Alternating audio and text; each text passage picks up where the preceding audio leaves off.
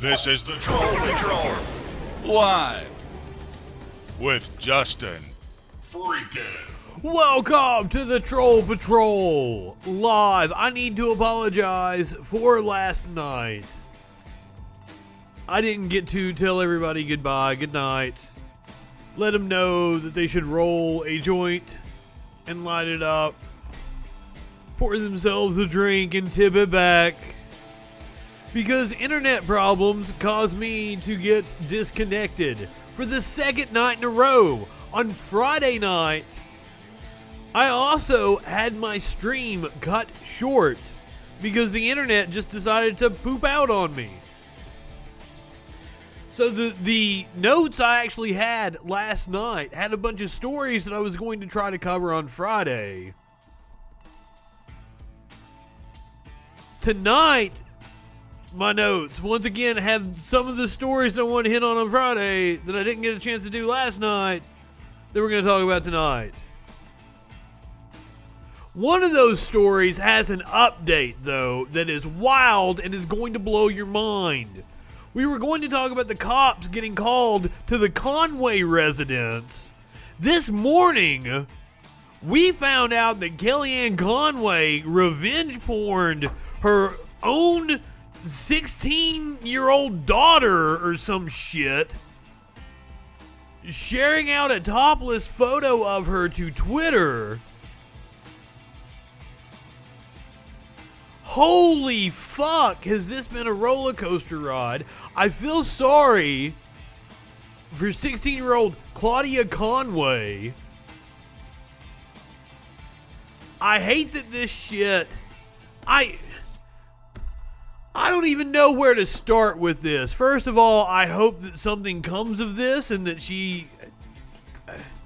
Claudia Conway has tried to be emancipated from her family already before. I don't know how far she got in that process. Don't get me started on the fact that this is the same group of people that talk about save the children, save our children, whatever the fuck. The QAnon fucks are all in with the whole Trumpist cult movement. And one of the top advisors to Trump sharing out fucking child porn on Twitter. Yet I see stories about Democratic hypocrisy in right-wing media. We're going to talk about that, plus what we didn't get to last night.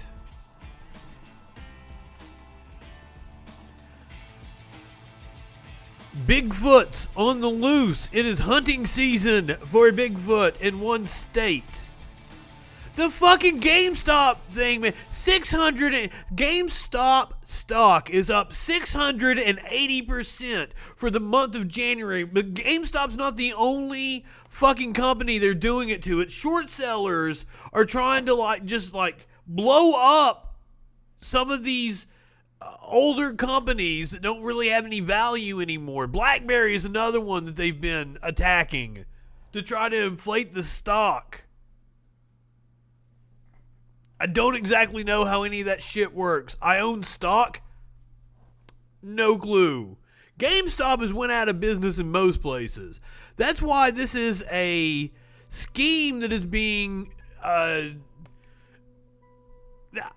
don't know enough about it to know about Reddit wrecking hedge funds. I don't know exactly what's going on. Somebody's going to get burned in this.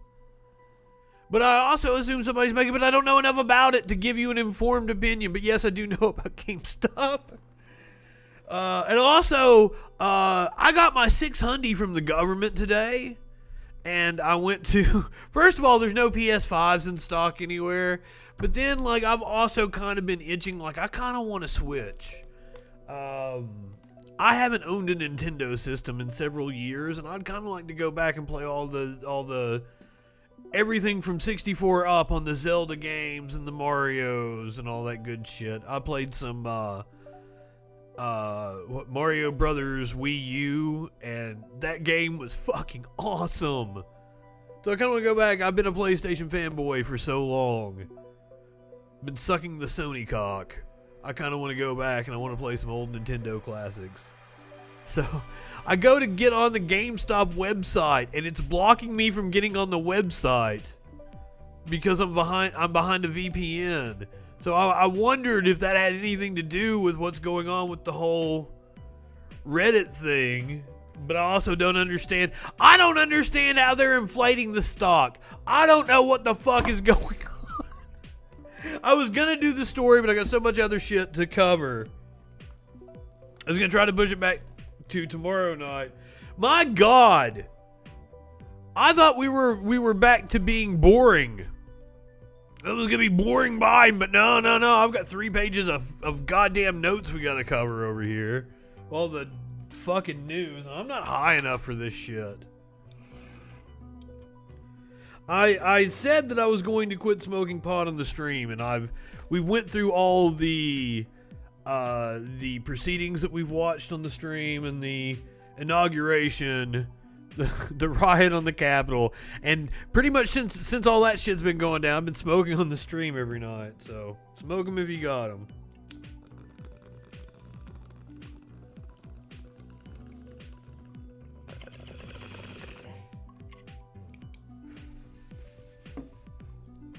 I'm a much better broadcaster when I'm not blitzed out of my mind.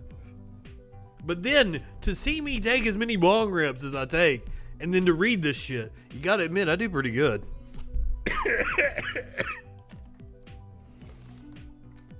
Lungs are still, goddammit. Oh, fuck.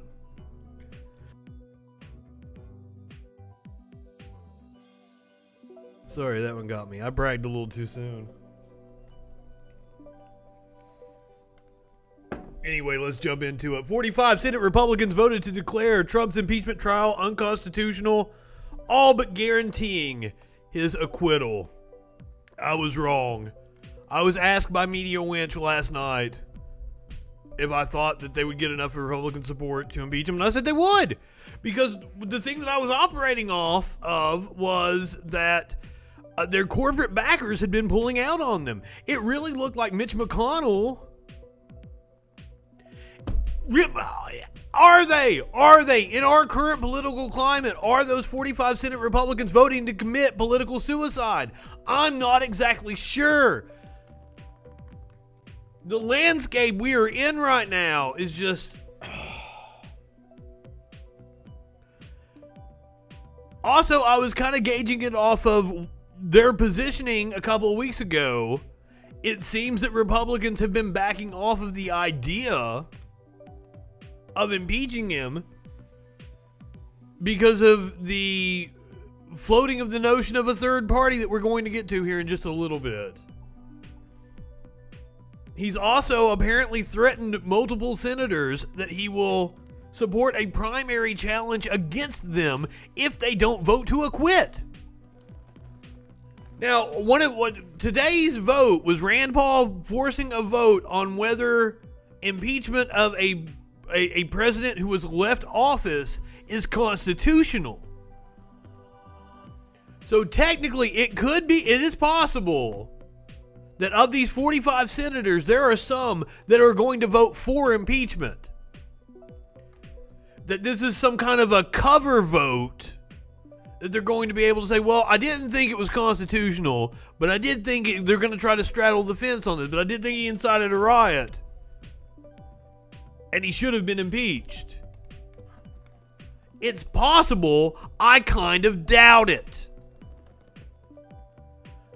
So it's almost certain that, and another thing was, there's a couple of senators that are retiring, Toomey being one of them. Toomey voted for impeachment, voting that impeachment is constitutional. He was one of the 5 Republicans. Toomey is not running for re-election. Portman in Ohio, I thought maybe he might vote for it because he's retiring. He's got no political consequences to it.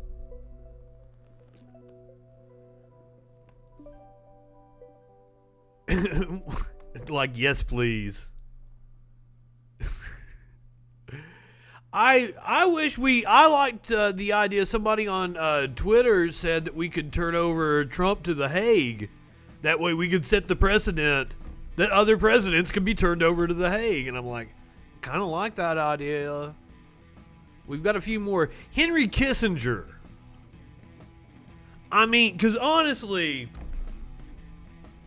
if we turn over Trump to The Hague and Henry Kissinger is not turned over to The Hague, they're like kind of hard to make that argument. The Iran warrants. Yes, let's book him a trip over to Iran. I love that.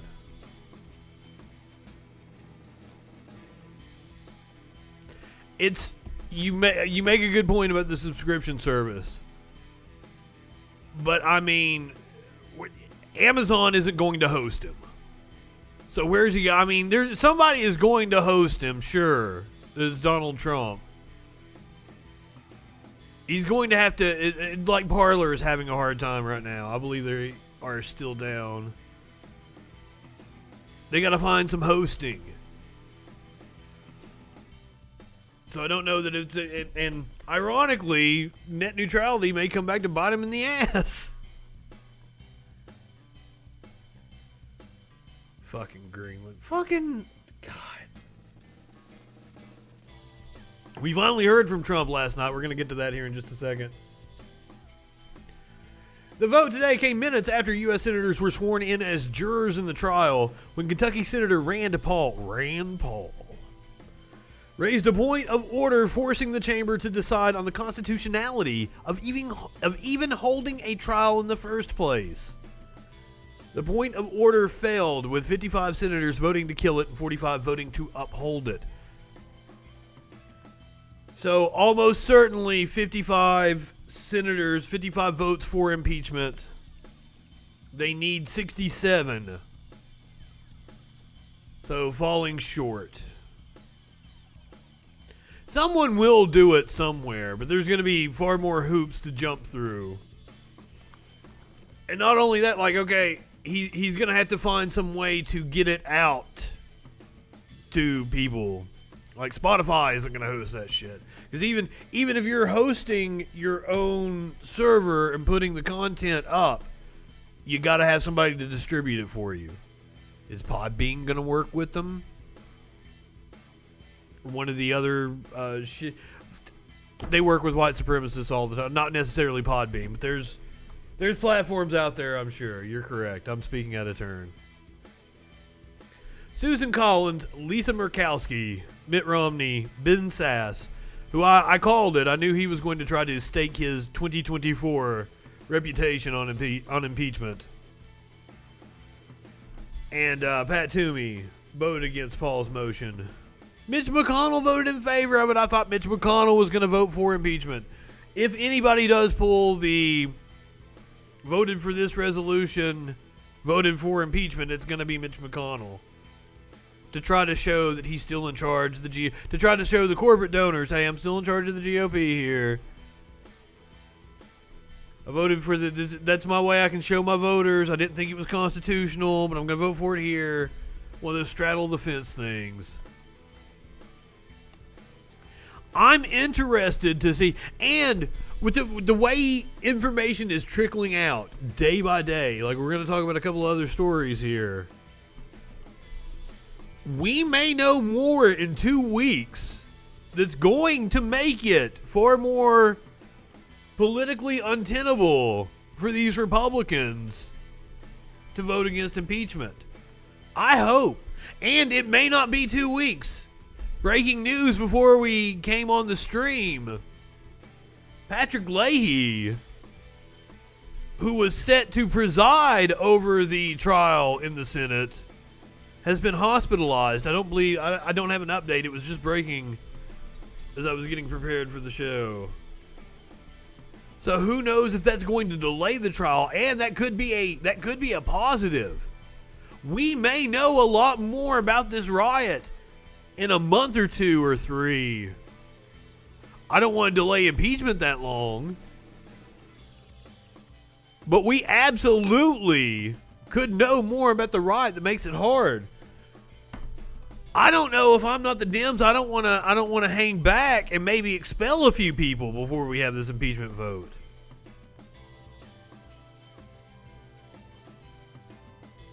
I don't know. Is there a double jeopardy clause? This isn't a legal action, so I guess supposedly not. Charge him with some other.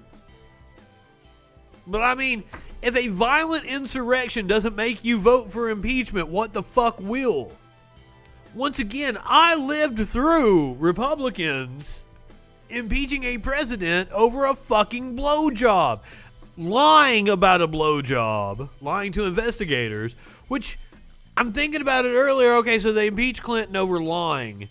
Trump lied. That was in the Mueller report. That was one of the things that we found out. So if that's the standard, lying to investigators, Trump did it like 20 times fucking worse. But that's just scratching the surface of his fucking crimes. All the right-wingers want to be like, oh, you just think Orange Man bad. Orange Man is bad. What the fuck wrong with you?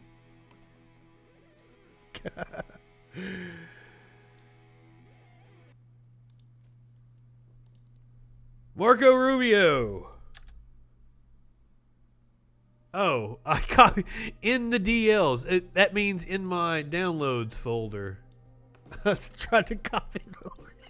It's called the whole impeachment trial itself stupid. I'm fucking stoned. About this lying about an erection. Oh man, Chucky Schumer. It's a good thing for him that there is so much shit going on right now, because that didn't go as viral as I thought it would. Like, we were on to something else the next day. And then Bernie memes are still taking up pretty much all the oxygen in the room. All right, Marco Rubio on with Neil Cavuto. Bad for the country. Senator Rubio with us right now. You still feel that way, Senator? Lil Marco. Yeah, more than ever. It's look, first of all, it's not even constitutional. It's logic tells you that, okay?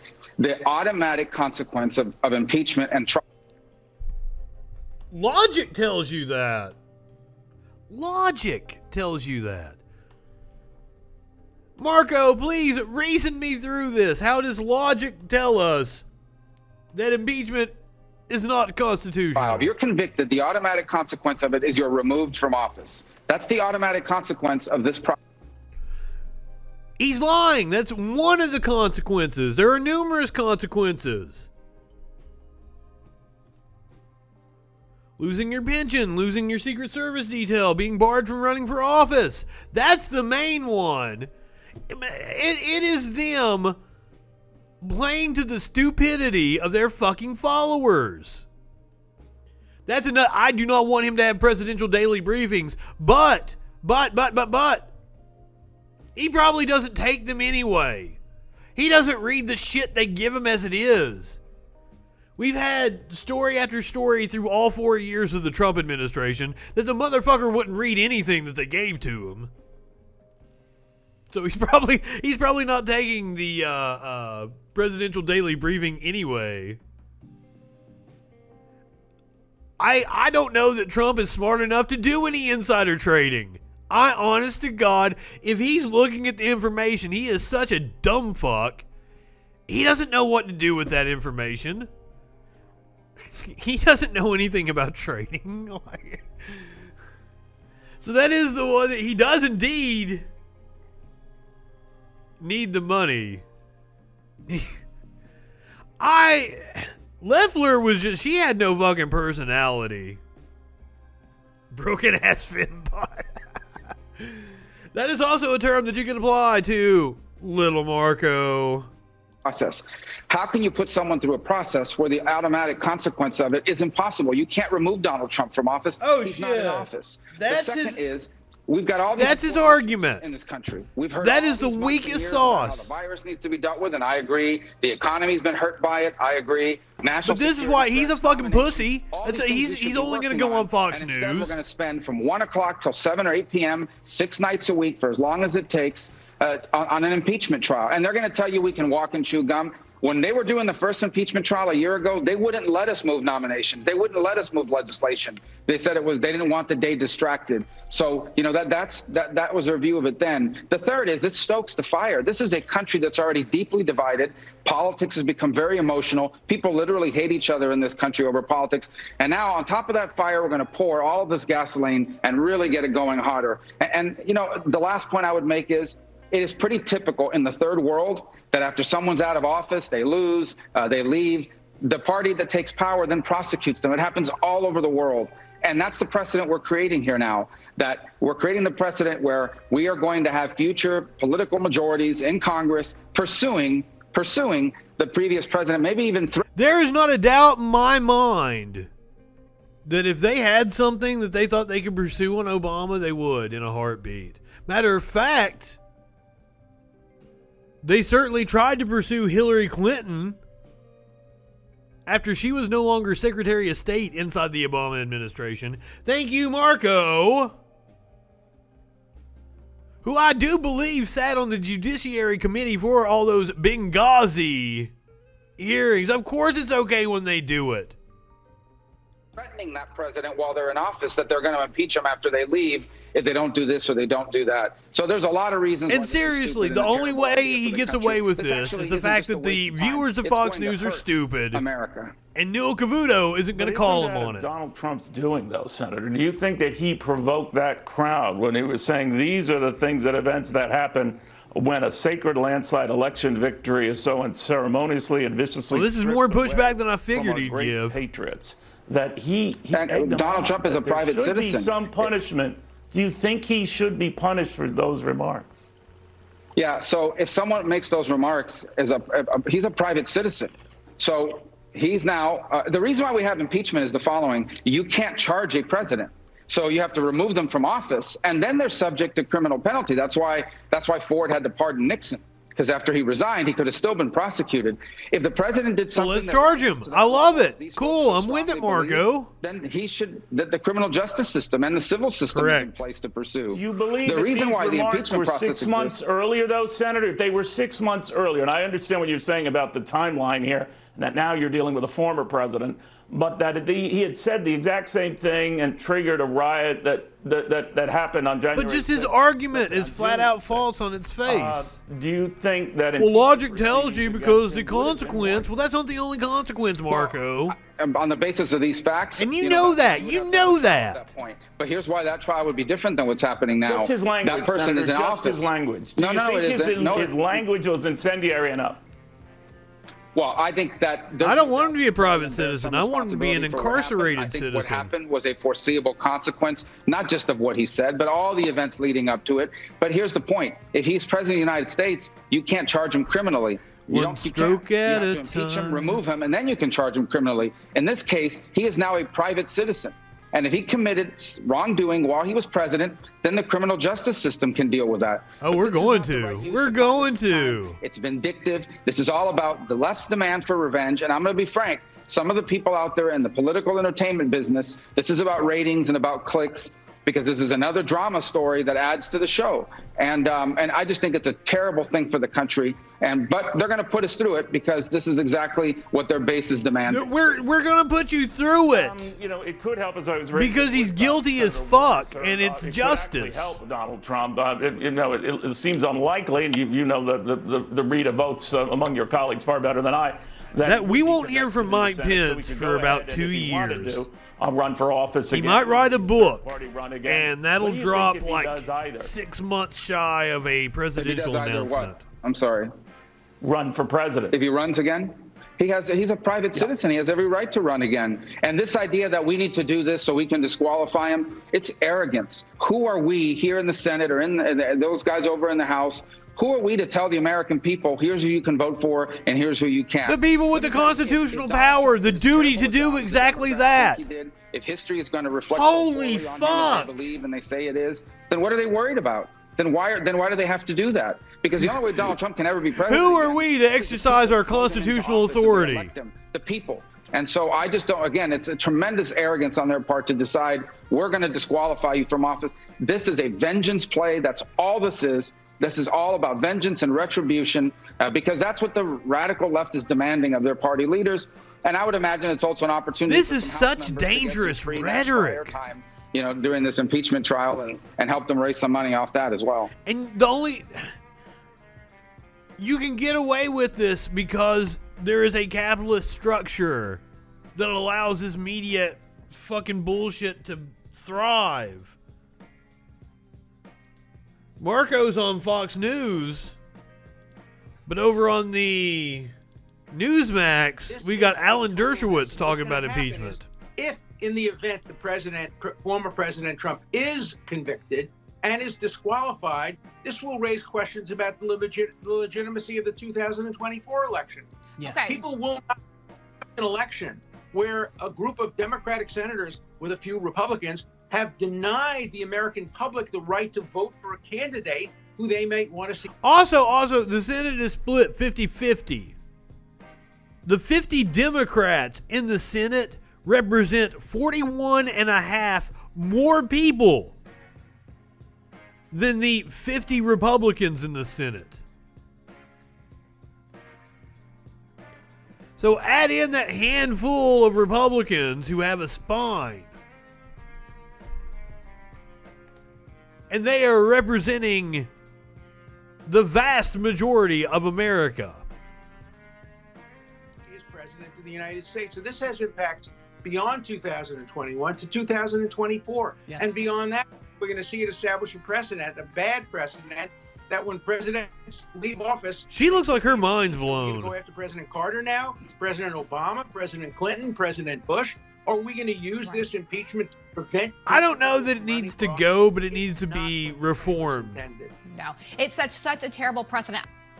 But you are, it was meant to be a roadblock to progress.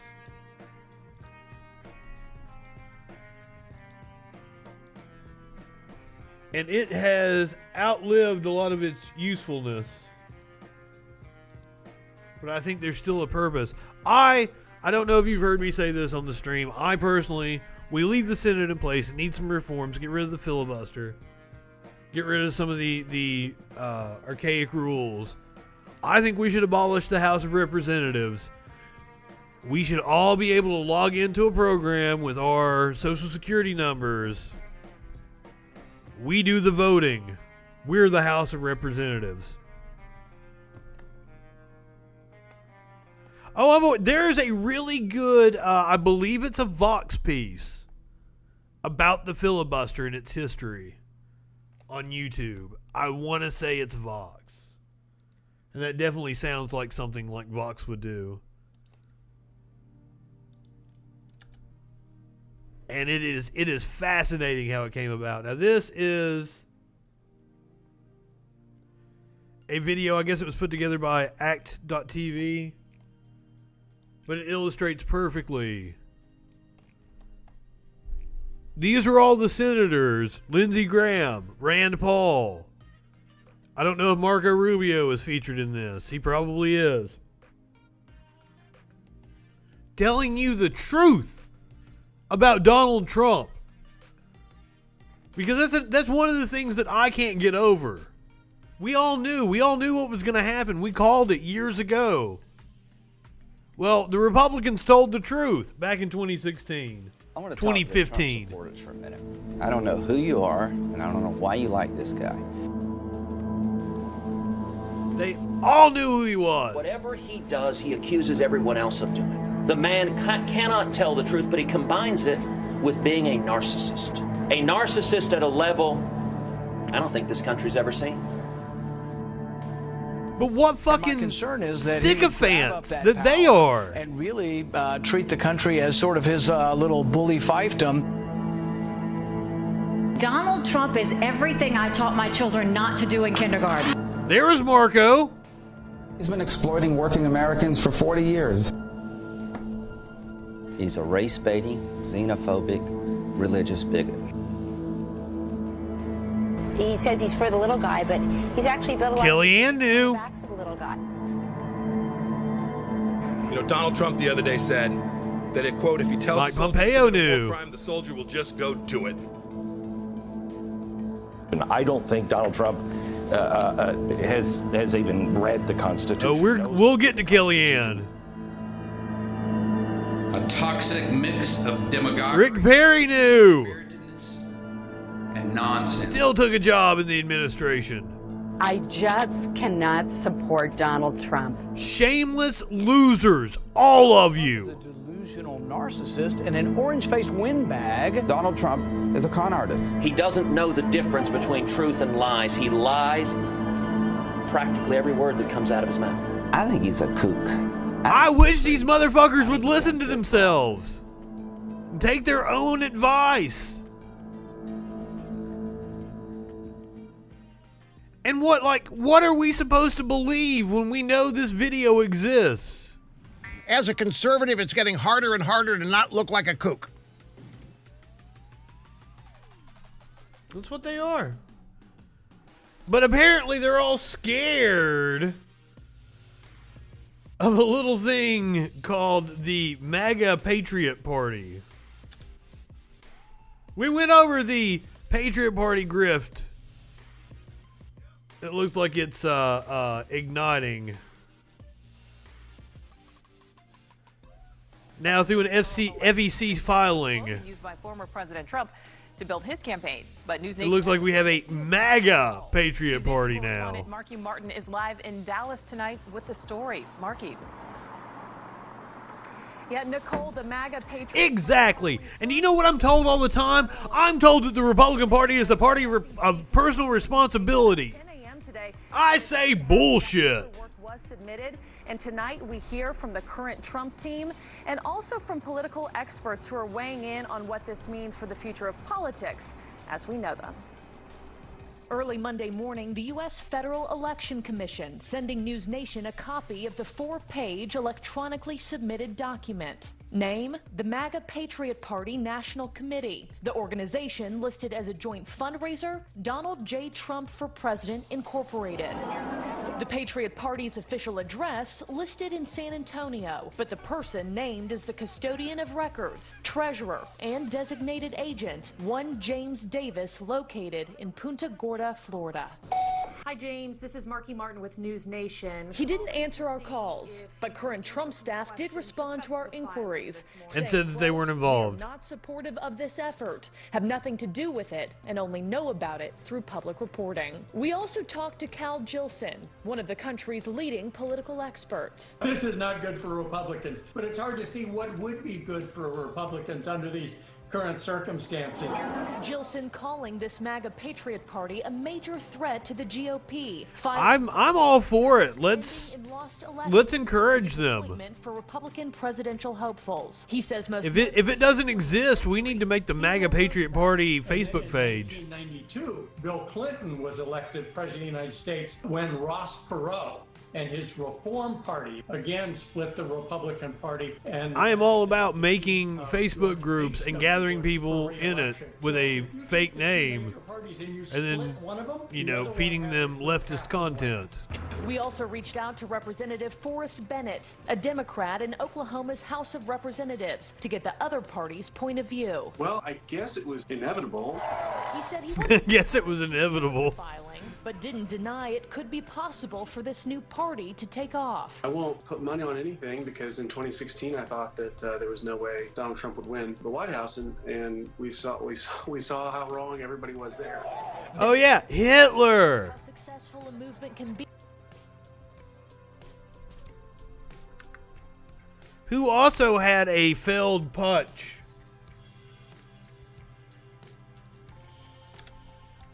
Because he had a bunch of stupid and incompetent people around him. Oh yeah, Hitler. I think Trump is in on it. And this is coming after the announcement last night that Trump has officially opened the office of the former president. Now this was after we had right-wingers making fun of Joe Biden for using office of the president-elect, which multiple presidents have used going back several administrations. I showed them the picture of Trump behind a podium that said it. They made fun of him calling office of the president-elect. And then this motherfucker, office of the former president. That is not a thing, but he is trying to exert what political capital that he has to scare the shit out of these senators and get them to vote to acquit him. A statement from the office Monday night said it will manage Trump's correspondence, public statements, appearances, and official activities to advance the interest of the United States. The office will also carry on the agenda of the Trump administration through advocacy, organizing, and public activism. Last Friday, Trump said he will make a comeback in some form, but did not specify how. We'll do something, but just not yet. Career necromancy.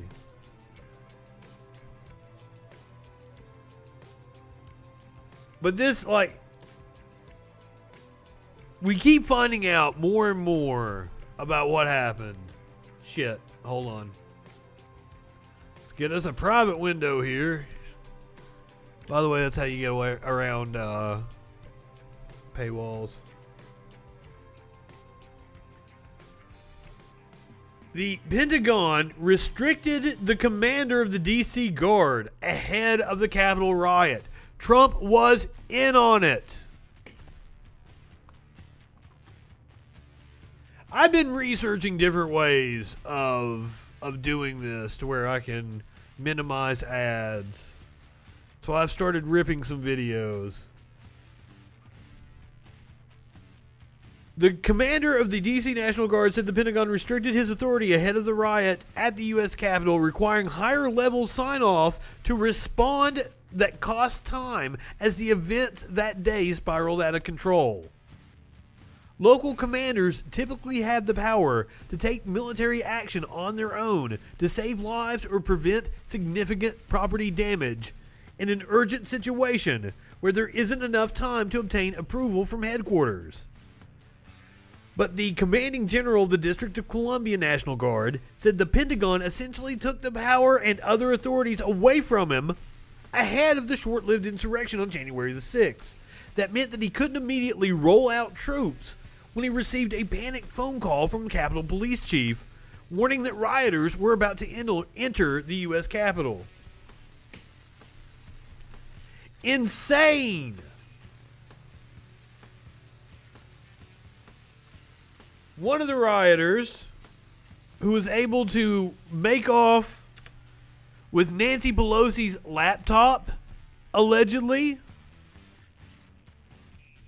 they've really used him for some propaganda, haven't they?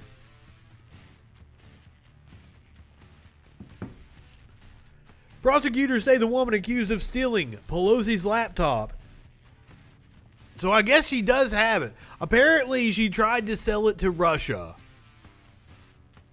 And the deal fell through somehow, and she had destroyed it, is what I thought. That is not my term. I wish I could say that I coined that phrase, but that's exactly what it is. Propaganda. Positive cop news stories. And here's the thing, is years ago when I was the news director of a bunch of radio stations, I did plenty of propaganda. They used to take us, it was around Labor Day and Memorial Day every year. They'd take us to the steakhouse, let us buy whatever we wanted. All the reporters, newspaper writers and shit, buy us nice steak dinners. We would do nice write-ups about them. No. We had a local steakhouse. It was like super nice. Outback. Man, I think I've only been to an Outback once in my life, and it sucked. Maybe it was just a bad Outback. I wasn't a fan. But I'm not a chain restaurant kind of guy. Not Outback. I don't when I go somewhere, like I eat somewhere that I can't get anywhere else. I eat some local joint. I might do a regional chain. We've got a regional barbecue chain here that rocks. But also like the first one's right here next to me. Yeah, fuck a well done steak. Somehow we got off. Oh, the propaganda thing. Yeah, they used to take us for steak dinners every year. Have us do real nice stories. Coming up on like their Memorial Day Blitz and shit. They always had some fucking named program. You know, Click It or Ticket or fucking Ride or Die or some shit like that. But the woman accused of stealing Pelosi's laptop is attempting to cover it up by deleting her social media activity while she's on house arrest. That's why you don't let these fuckers out on house arrest. What the fuck? I keep seeing so many of these insurrectionists were released. What the hell? Riley June Williams, 22, is suspected of stealing Pelosi's laptop. They reportedly asked that her internet access be cut off. The judge has yet to rule on the request. Department of Justice prosecutors have accused Riley of stealing laptop. Prosecutors are asking that she be cut off from the internet. The judge hasn't decided on the matter as Monday's hearing ended abruptly because of a scheduling conflict. The judge did call the allegations extremely troubling and asked why prosecutors weren't asking for Williams to be detained again. Very good question.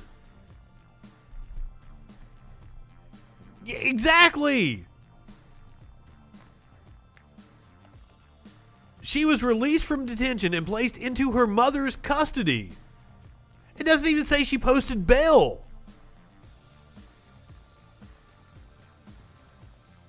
The affidavit said that Williams' ex called the FBI's tip line in the days after the Capitol riot and said that he had seen Williams in the video directing crowds inside the building. Okay, and there's the Williams taking a laptop from or hard drive from Pelosi's office, trying to sell it to Russian Foreign Intelligence Service. She was probably just talking to some dude on the internet that told her that he was in Russian Foreign Intelligence or some shit. Do you guys know who Brandon Straka is? If you've heard of the hashtag Walk Away campaign, that was Brandon Straka. He is a former actor turned political grifter. Apparently, he was a speaker at the Stop the Steal rally. Quite the handsome devil, isn't he? A self-described former liberal who became one of former President Donald Trump's most visible online supporters was arrested Monday for his alleged role in the January 6th Capitol insurrection. Arrested in Omaha, he has been charged with impeding a law enforcement officer during civil disorder, knowing and entering restricted grounds, and disorderly conduct. Straka posted a nearly hour-long video on Twitter the day after the riot, claiming to have not known anything violent happening there. A sworn affidavit by an FBI special agent assigned to the case said. In the video, Straka said that he heard that patriots had entered the Capitol, and then he thought to himself, wow, so they're going to basically storm and trying to get into the chamber so that they can demand that we get the investigation that we want. According to the complaint. Well, that's just to cover Vice's ass against people like Lynn Wood. A witness identified as a relative of Straka tipped off the FBI about the existence of a nearly 9-minute long YouTube video showing Straka pushing and encouraging other people to storm the Capitol. We've watched so many Capitol videos. We're going to skip to the end of this one.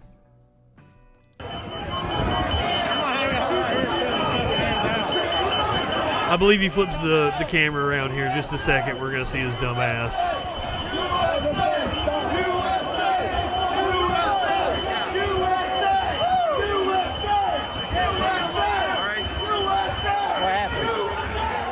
They're using gas. We're being gassed right now. We're being gassed right now. Yeah, they're pumping gas out. His shield so hard. Oh my God.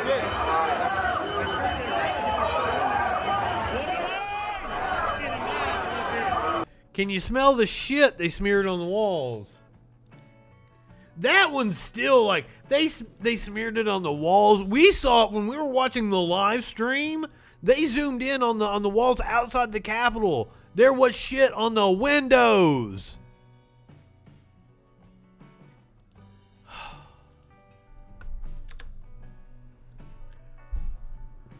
More coming out about Georgia Representative Marjorie Taylor Greene expressing support on social media for assassinating top Democrats. A review of hundreds of posts and comments on Greene's Facebook page revealed that in addition to posting far-right conspiracy theories about the deep state and Democrats, the Georgia Congresswoman also engaged with individuals who called for executing prominent Democratic politicians. Greene spread baseless information attacking the 2015 Iran nuclear deal. And someone posted a comment to the post asking Greene, now do we get to hang them? Greene replied, the stage is being set. Players are being put in place. That's definitely some goddamn QAnon shit.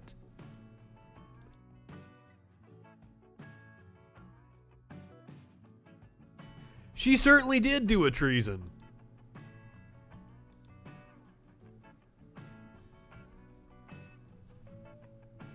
Greene liked a Facebook comment saying Nancy Pelosi, who had just become House Speaker after Democrats regained control of the chamber, should get a bullet in the head. Wow. Now this is one of the reasons why there's a lot of Democratic Congress people that don't feel safe around Marjorie Taylor Greene and Lauren Boebert and the other Republican representatives from the QAnon ilk. Greene did not deny any specific allegations and did not disavow the comments and Facebook interactions calling for the assassination of her political opponents. The freshman lawmaker is a longtime supporter of the unhinged QAnon conspiracy theory. Fucking Madison Cawthorn. We're going to talk about him tomorrow night. I've got multiple stories that I want to go into. We're going to do a deep dive on Cawthorn. Holy fuck. He is a liar. He's a gigantic piece of shit. The GOP is by far the party of stolen valor. But now, well, he went to like Hitler's home residence or some shit. And like posted about his love of it. And so like he wrote about it in glowing terms and shit. Like, fuck. But now, even though we read all this about the QAnon conspiracy theories and how they've made their way into Congress, apparently QAnon isn't that big of a deal and we shouldn't be worried about it. The Democrats are just making an idea. It's something called QAnon.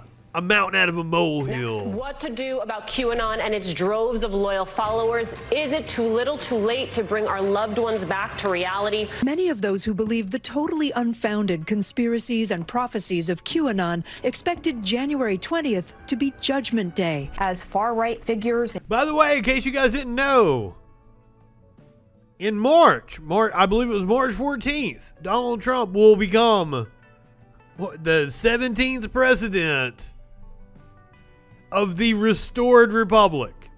Don't forget it. I might have the date wrong. We watched this story last night.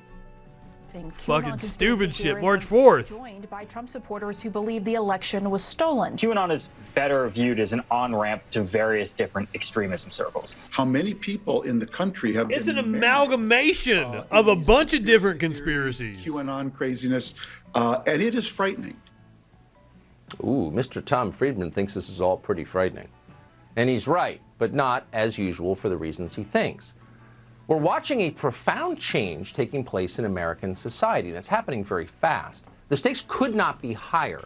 There is a clear line between democracy and tyranny, between self-government and dictatorship. And here's what that line is. That line is your conscience. They cannot cross that. Government has every right to tell you what to do. Controlling the behavior of citizens is one of the basic prerogatives of any organized society. It's why we have it. Government can try to prevent you from committing murder or rape or from speeding or jaywalking. That's all allowed. It's legitimate. But no democratic government can ever tell you what to think. Your mind belongs to you. It is yours and yours alone. Once politicians attempt to control what you believe, they are no longer politicians. They are, by definition, dictators. And if they succeed in controlling what you believe, you are no longer a citizen. You are not a free man. You are a slave. So yes, Tom Friedman, this is frightening. It's everywhere all of a sudden. No one is pushing back. Instead, they have almost every one of them, join the mob of censors, hysterics, and Jacobin destroyers, all working on behalf of entrenched power to take total control of everything. What? I don't even know where to start with. And also tomorrow night, we're taking a deep dive into Josh Hawley. I've got multiple stories about Josh Hawley that I want to talk about. They just keep piling on top of each other, and this kind of... it goes in with what Tucker is talking about, how conservatives are always claiming they're the victims of this censorship. Tucker, this rich asshole, heir to the Swanson family fortune, who is on the #1 cable news network talking about how he's being censored. Josh Hawley, who got to write a editorial and have the fucking cover art about him and everything in the fucking magazine, says he's being censored because they canceled his goddamn book deal. Tucker would be an excellent politician. I don't know that he wants it. I've heard a lot of stories about Tucker behind the scenes. Maybe he does. I don't know. I don't think Tucker is a dumb man. You saying that, fuck. I don't know about 2024 though. But a lot could happen in the next 2 years basically. We're 2 years away from the primaries again. I don't know if that's a good thing or a bad thing. After the Trump administration, I don't know that I'm ready.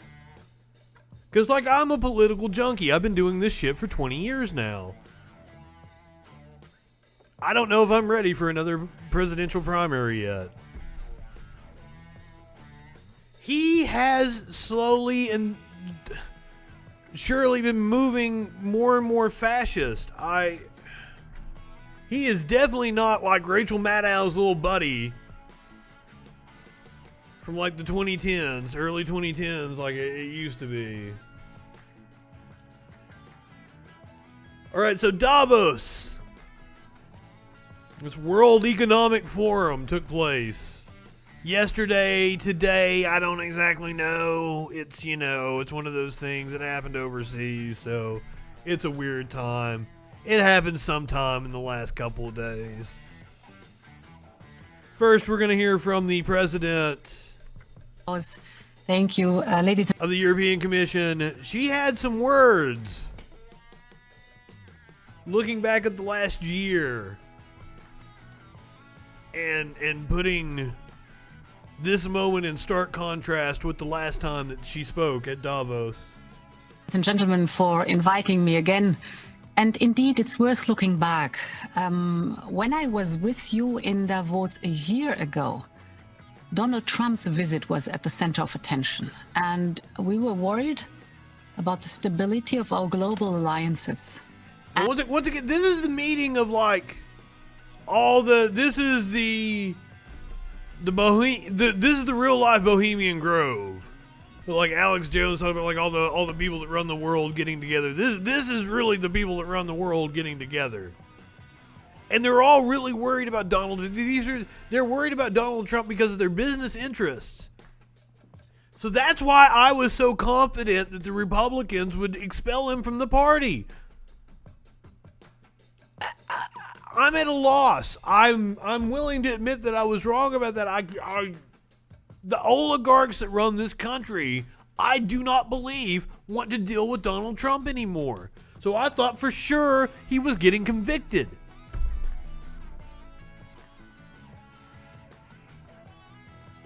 Well, it's not just the oligarchs of other countries. You know, our oligarchs are here as well. This is really the people that run the world. But Ursula von der Leyen,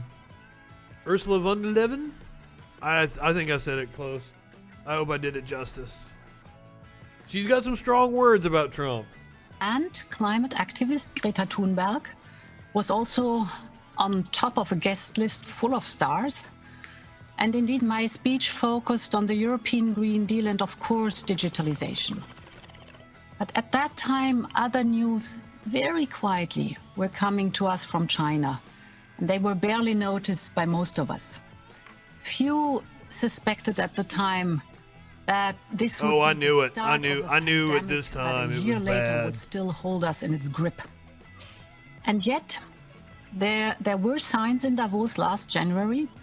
Richard Hatchett, for example, the former White House pandemic advisor, he was a lone voice when he said, and I quote, "This is not a Chinese problem.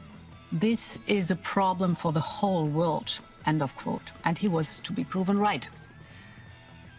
And a year ago, my bilateral talks revolved primarily around the question, would, for example, the US government impose punitive tariffs on European car makers? Today, a year later, we are worrying about whether democracy itself might have been permanently damaged in the last 4 years. And images like we saw a few weeks ago when an angry mob stormed the Capitol were beyond my imagination. Well, let's make one thing fucking clear. Like, we have been fighting for democracy in this country since its existence. We've never fully been a democracy. But yeah, what little shred of it the United States represents, we almost lost a couple of weeks ago. And yet, the dangers that social media poses to our democracy were also already discussed in Davos. I remember sitting in a basement restaurant of my hotel with, among others, the business journalist Rana Foroohar and the former Google developer Tristan Harris. And you might have seen some of them in the documentary, The Social Dilemma. I can only recommend it. At that time, the activists warned about the business models of... Did she sit down at the salon and say, "Give me the Hillary"? They described how the economic laws of social media are eating away at the fabric of our society, and how fake news by algorithm spreads 6 times faster than real news. I don't like the focus on big tech or social media. Oh, really? Hillary ripped it from her? Okay. I'm not exactly familiar with this lady. I'm tired of the focus on social media and not the focus on capitalism. They're yelling about a symptom and not the actual problem. You're complaining about the ills of a company that's just trying to maximize its profits, to sell people's data, and to sell advertising to them. Yeah, I'm on board, but let's do something about the problem, the actual root cause of it. And I don't know what it is. A couple of years ago, I would have told you we need to nationalize Facebook. I don't know that that's the answer. I think some sort of compensation for... I think Hillary looks better with longer hair. I was talking about that during the... but I mean, women's looks, I don't... It's not a thing. I mean, it is a thing, but like it's not like we should be talking about their policy as opposed to their looks. But I do like. I prefer Hillary with the longer hair. Well, I wanna be a social justice warrior. I gotta live up to my cuck credentials.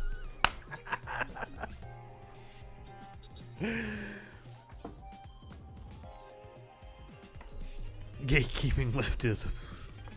People do it. Imagine it. I don't have to imagine it. Holy shit. It's the Willy meme. Where fucking leftists hate other leftists, and the only thing they hate is other leftists. Like, it's true. I've had so many friends get pissed off at me. Also taking place at Davos. Always a delightful smackdown from the teenager that blows the minds of the stupid fuck right-wingers. Let's hear what Greta Thunberg has to say. And I'm not here to make deals. You see, I don't belong to any financial interest or political party. Fuck yeah. So I can't bargain or negotiate. I'm only here to once again remind you of the emergency we are in. The crisis that you and your predecessors have created and inflicted upon us. The crisis that you continue to ignore. How does she keep getting invited to this? She spoke at like Davos last year.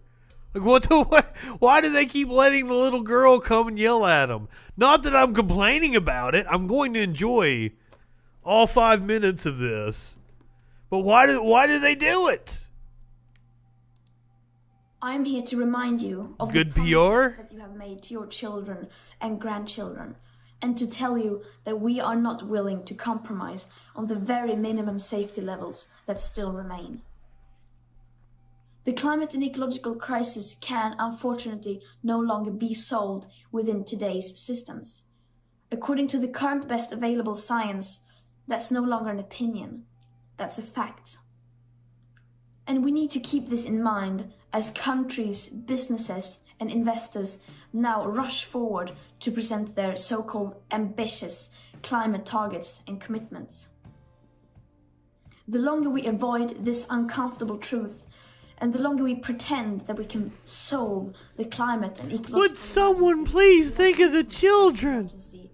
The more precious time we will lose. That's why is it some sort of a trade out on their conscience that they feel better about themselves because they let Greta come and berate them for a few minutes? They're trading it out for their guilt. That's the only thing I can think of. There's a Tim Minchin song about fundraising. And it's like, I'll give you $20 to take away my guilt. Is letting Greta speak. Take away their guilt. Alright, let's go back to raping and pillaging the planet now. Fucking Catholics. Don't even get me started about Catholics, man. And this is time we do not have. Today we hear nations and leaders all over the world speak of an existential climate emergency.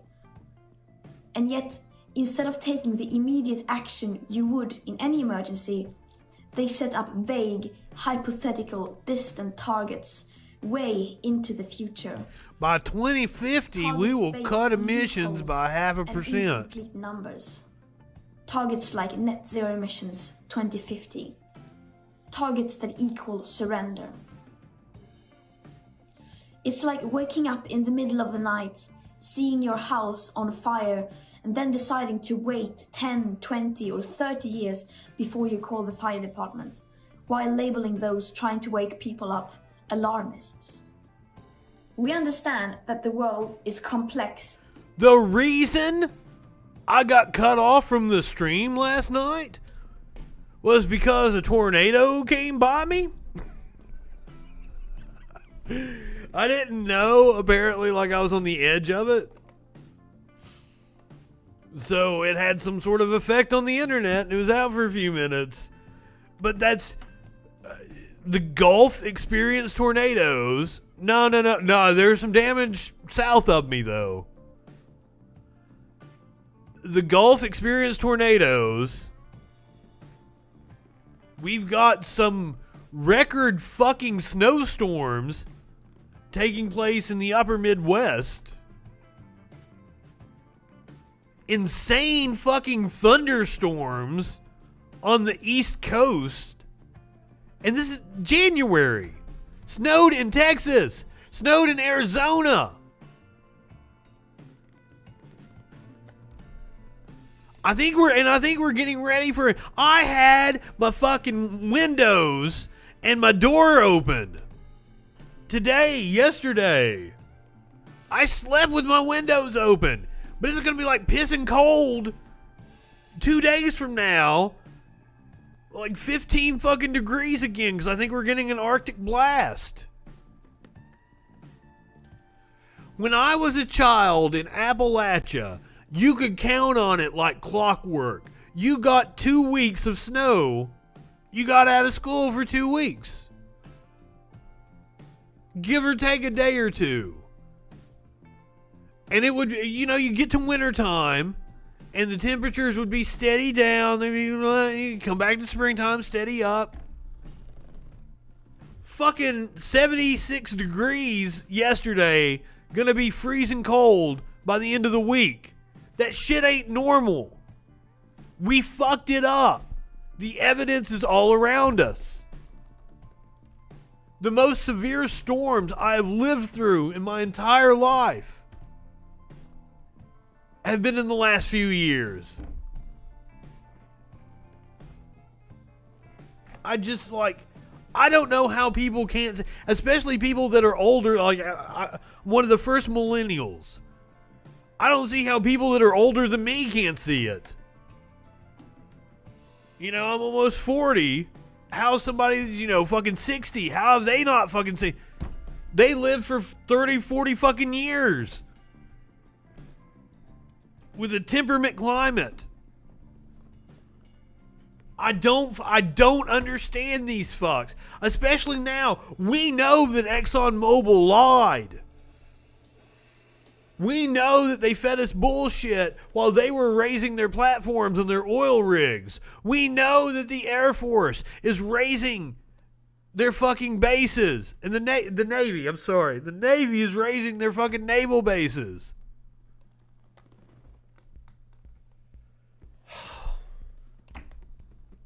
It's just they don't give a shit. They aren't going to be here to face the consequences of it. They don't care.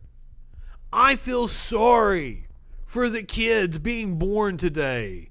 I don't know what kind of world they're going to grow up in. The Mad Max scenario is extremely realistic to me. I could see that happening in my lifetime. Honestly. My parents have never asked me. First of all, my brother's quite a bit older than me, and my parents had 2 grandkids at least by the time I got old enough to get out and do some fucking. So, and also, like, they've known, like, it wasn't likely I was going to settle down. It wasn't likely I was going to have kids. They've known this my entire life. So, like, my mom has not asked me about any kids. She knows she isn't getting grandkids from me. Unless it's one that I've hit somebody by accident and I've got a kid running around I don't know about. That's always possible.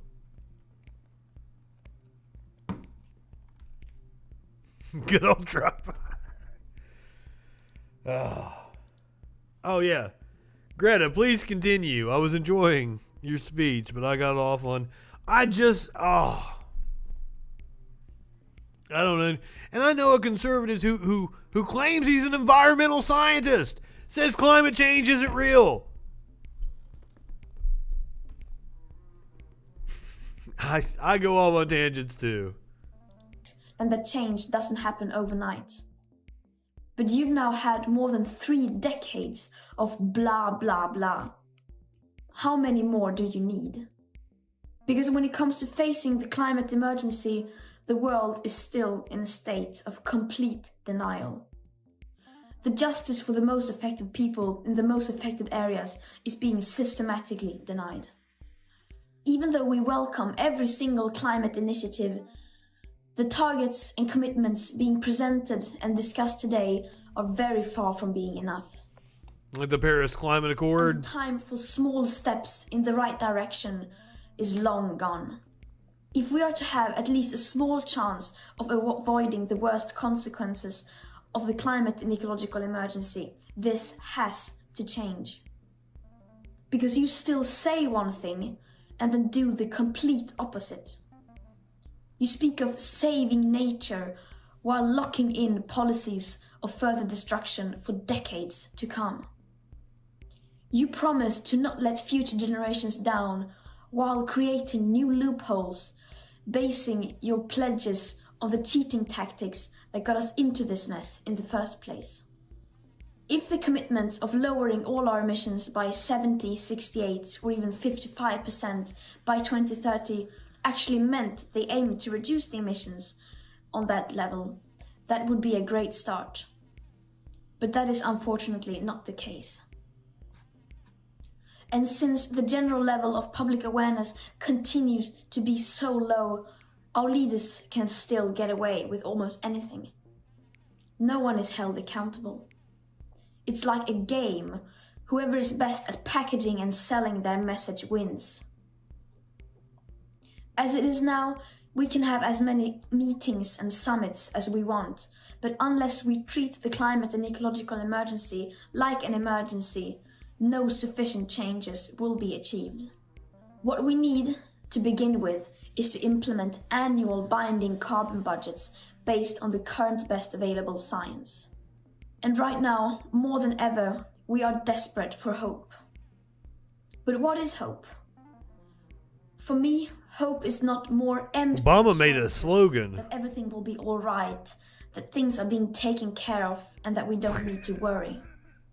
I'm so sorry. Hope is the feeling that keeps you going, even though all. She is a very gifted young lady.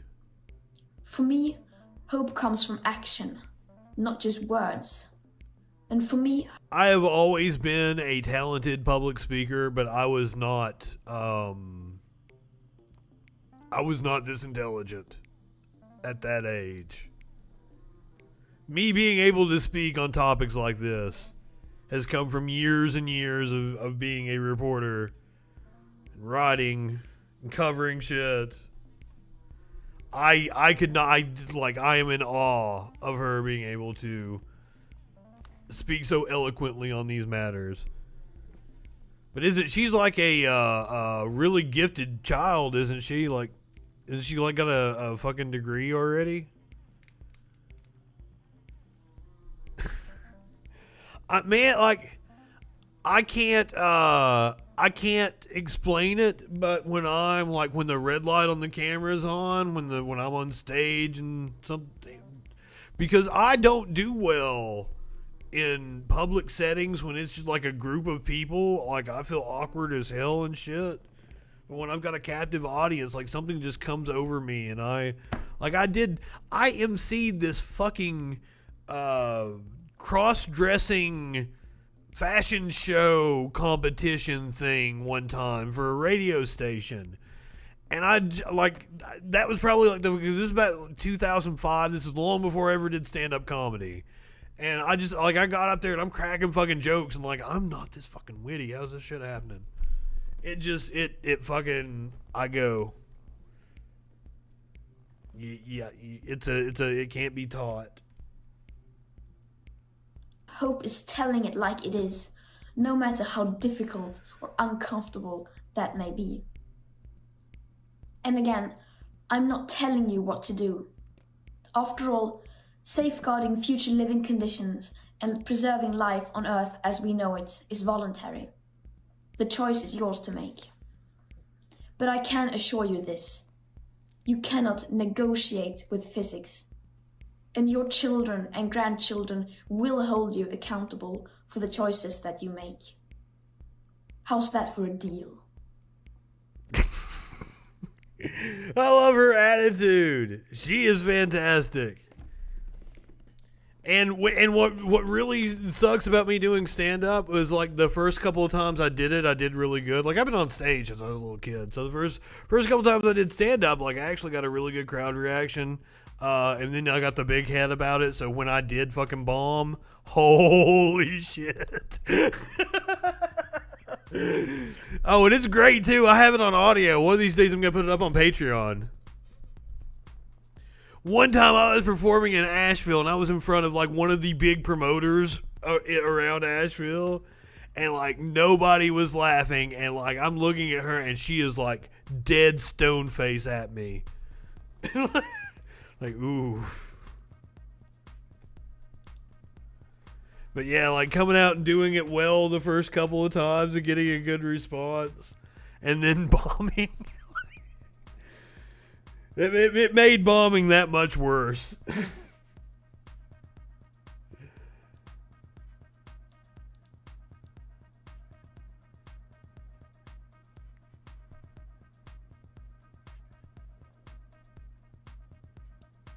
I'm, when it comes to my shit on stage, like, I'm very, very rehearsed.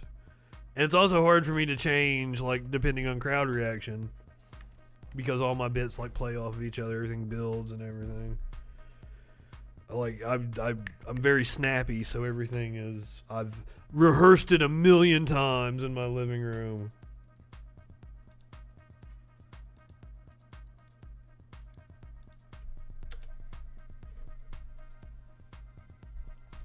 Sometimes people are like, did you just pull out material on me? Like, when I'm in conversation, like, yeah, that's a bit.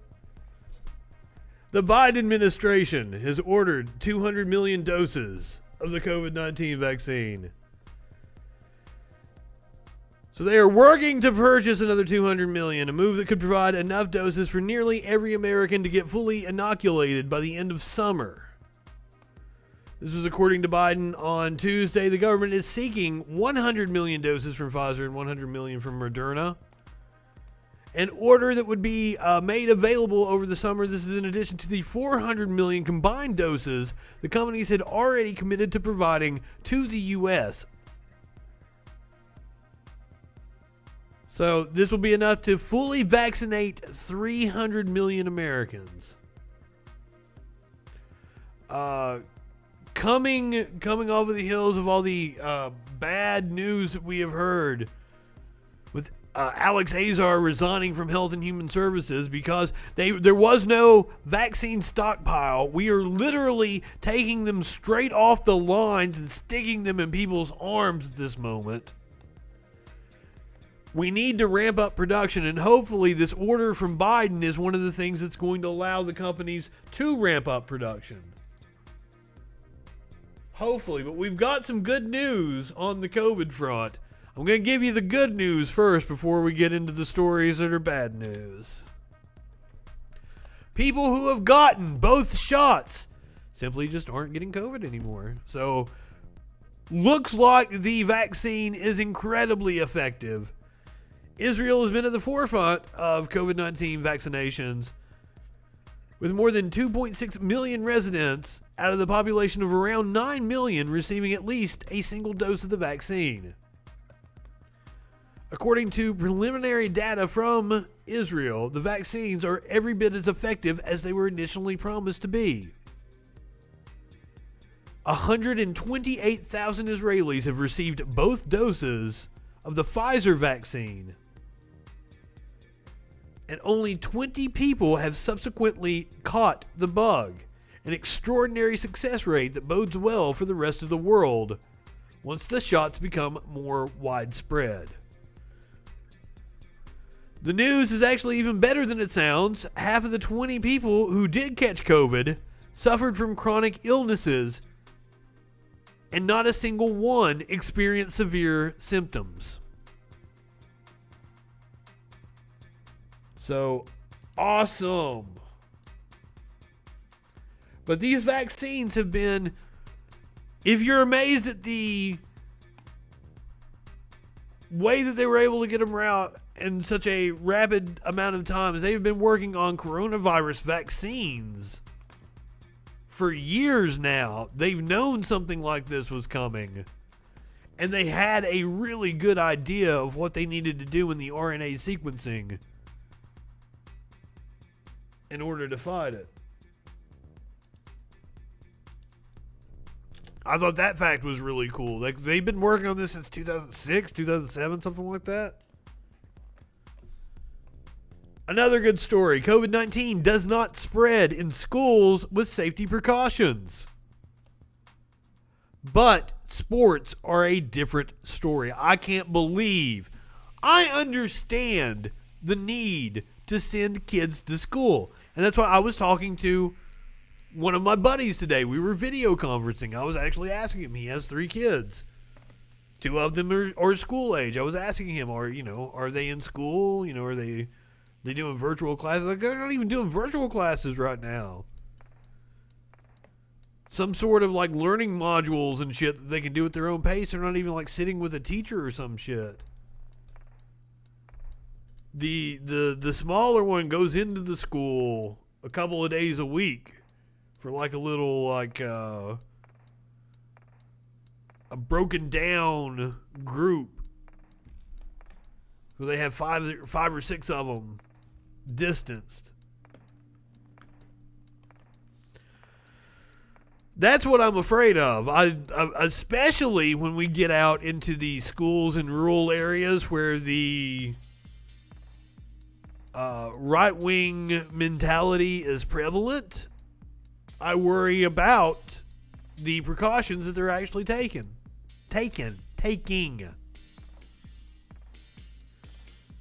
Oh my God.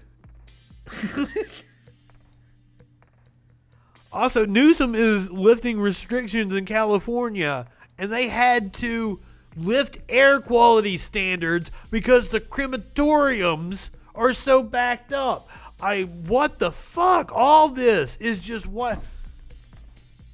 And I've gotten so much wrong about our response to it just because I have really underestimated our ability as a society to cope with the deaths of our fellow citizens and just not give a shit. And something like fucking wearing a mask is such an easy thing to do and can't fucking get people to do it.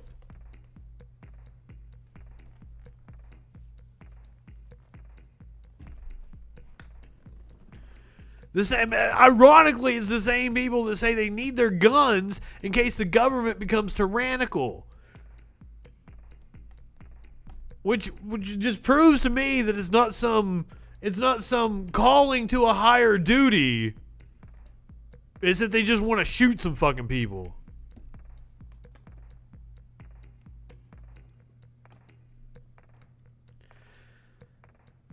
Yeah, we do have a tendency to unite around a nationalistic cause. Holy fuck. I wasn't a news reporter yet when we invaded Iraq and 9/11 and all that shit, but I was a board operator at a radio station. That was a wild fucking time. So the CDC evaluated 17 schools in rural Wisconsin from August until November and found only 7 students, no staff, contracted the virus from the school. That seems like a small sample size at a place that may have not been as affected by it at that time. Also, August to November, the November was the start of the spike, so, Another study released by the CDC on Tuesday found that an indoor wrestling tournament in Florida caused 30% of attendees to become infected. Indoor athletics lacking proper social distancing and other safety measures jeopardize school COVID-19 safety precautions. No shit. Well, luckily we are starting to see a leveling off of the numbers. in terms of hospitalizations, but unfortunately, now this is where I got to hit you with it was the good news, bad news thing. I got to hit you with some bad news. Minnesota case marks first detection of Brazil variant in the U.S. So we've got a Brazilian strain. We got a South African strain. We have a British strain. I have seen reports that there is a strain specific to Southern California, but I have not confirmed that. Yes, you've heard that one as well. Have you seen that from a reputable source though? I've seen it referenced. Okay, you heard it on the Plex. Okay, so the Plex is a reputable source. I would believe it if producer Dave told me that. But as I said, like, let's see if we can. When I saw it on Twitter, I saw somebody mention it in a tweet. I didn't get it from a story.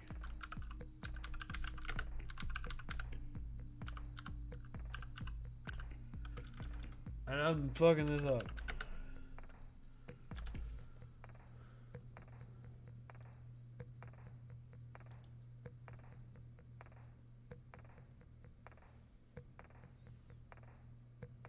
Let's try variant. COVID-19 variant in California may explain sharp rise in cases. Okay, so this is Forbes. I gotta go to a private browser.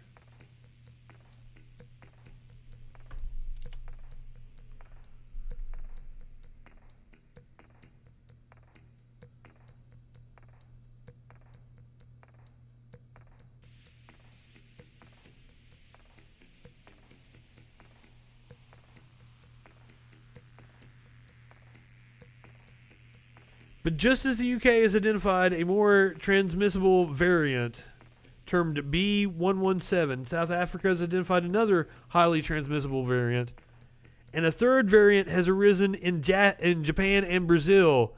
California has found one of its own. The California strain, known as Cal 20C, has been identified in 35 to 50% of recently diagnosed cases. Now, this was from 4 days ago in Forbes. The Cal 20C variant is more infectious than prior forms of the coronavirus. They are not necessarily more deadly, nor do they necessarily cause more significant illness. The variant, although named for the westernmost state, has also been found in other states in the Southwest, as well as the Northeast. So, goddamn, it's mutating all over the place. This is what we didn't need going on. And this is... This is why we needed the strict lockdowns to get everything under control, quarantine and trace, know exactly who has it. The government needed to pay us to stay home for a little while. Seattle has a new strain, goddamn. So far, it seems like the vaccines work on the new strains, but Moderna is developing a booster shot. Holy shit. Still more bad news to hit you with, according to the Seattle Times.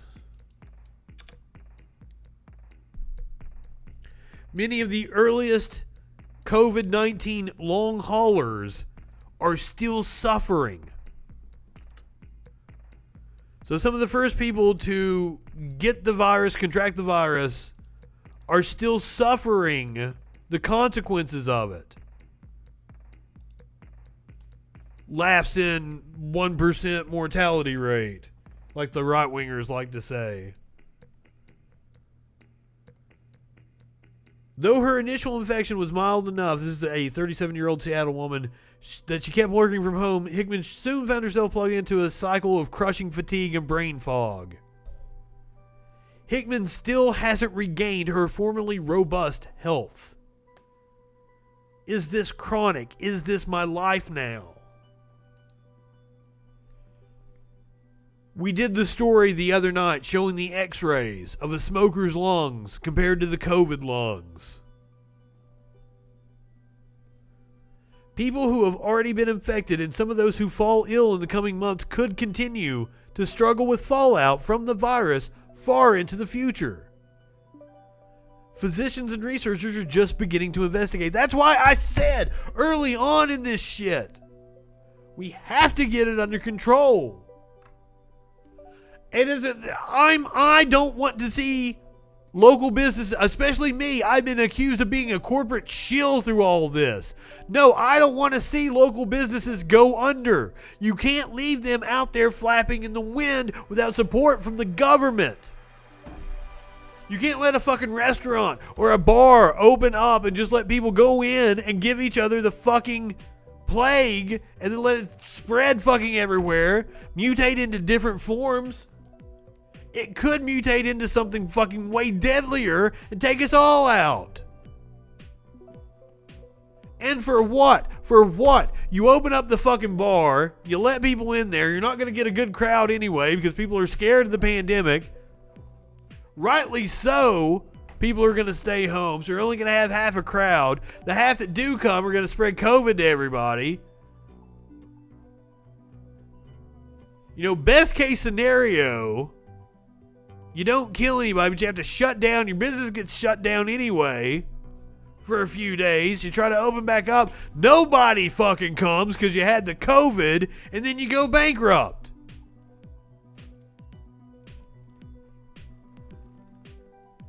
Only a matter of time before fucking Billy has an outbreak.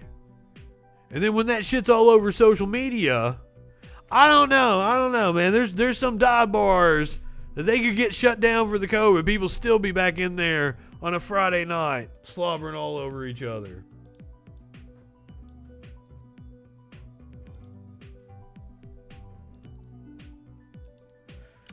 In Georgia. Ah, shit. We gotta go back to the private browser.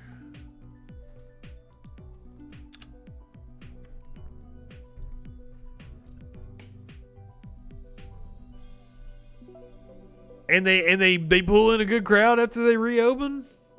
That's not usual for businesses, but some places. A teacher died of COVID-19. Asked to wear masks in his honor.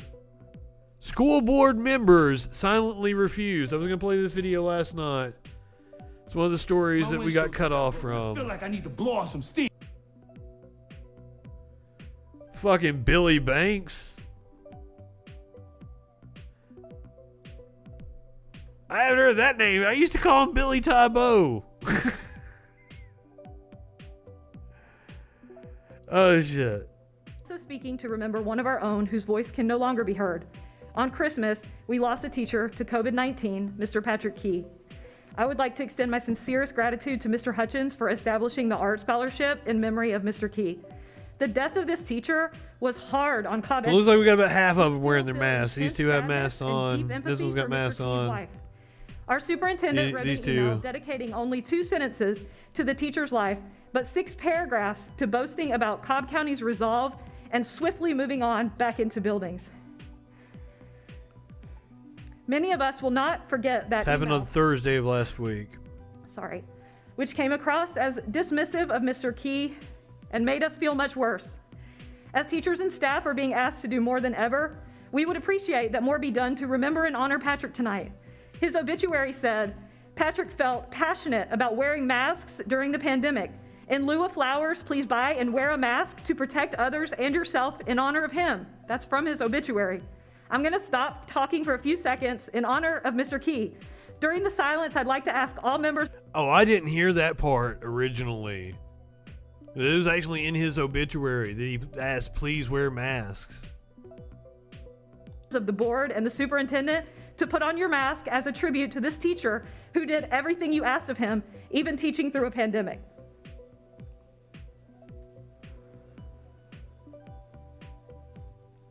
How fucking wrong. And they're Republican assholes. I'd like the record to reflect that some of you did not wear a mask. The final request of a Cobb teacher who died. Your actions in these 2 minutes have spoken louder than words. We see where your priorities are. Please know that many of us reject your false gratitude for staff since we seem disposable to many of you. One is unity requires you to... No, shut the fuck up about unity, Biden.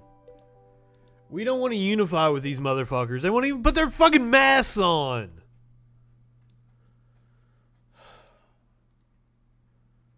Alright, so I got some wild video out of Birmingham, Alabama. The cops actually updated. The video is from October. The cops have updated the report. They've gone into their investigation, so they released this new information yesterday. That it's actually a white cube. It's a silver sedan, was catapulted into Pierce's 18-wheeler. It's a Nissan Cube. So they couldn't even identify what kind of vehicle it was that caused the crash before, but they have this dash cam footage. Oh, I guess it actually happened in June. It says 6/10/2020.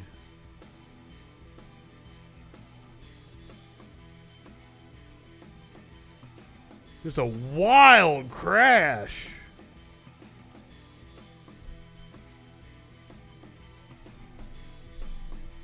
But it's taken them this long to figure out that was a Nissan Cube. Tried to merge onto the interstate. Hits another car. Causes a truck to go off of the fucking... and the car. Holy fuck!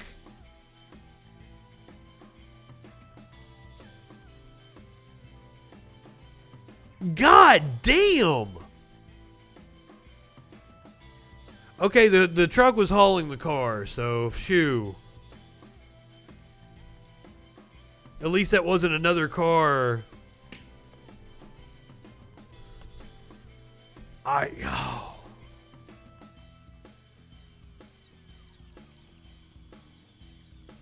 And that's a long drop. You can see the other overpasses there.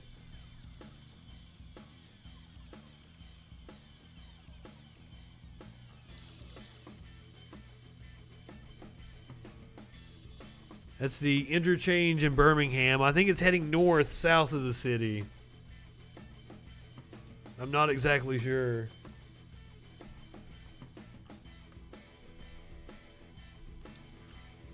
They've changed those roads since the last time I've been to Birmingham. Last time I went to Birmingham was for a Beck concert. And god damn it, I miss concerts. Wear your fucking masks. That was a great concert, by the way. Beck and Cage the Elephant.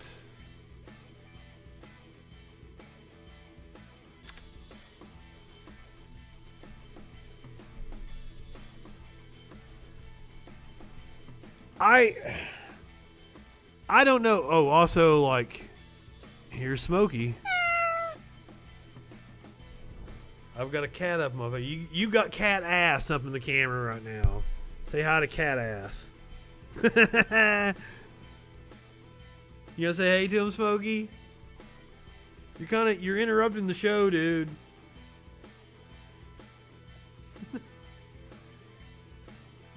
Smokey is thinking about running because he got so much support on the Smokey 2020 campaign. Smokey is indeed, once again, contemplating a run for the presidency in 2024. Now, as I said, I don't think Smokey would make a good president. I think if any of my cats are going to be president, it would be Socrates. This cat's a little derpy. He just drooled on me. Damn it, Smokey. Dude, hop up. I'll play with you here a little bit.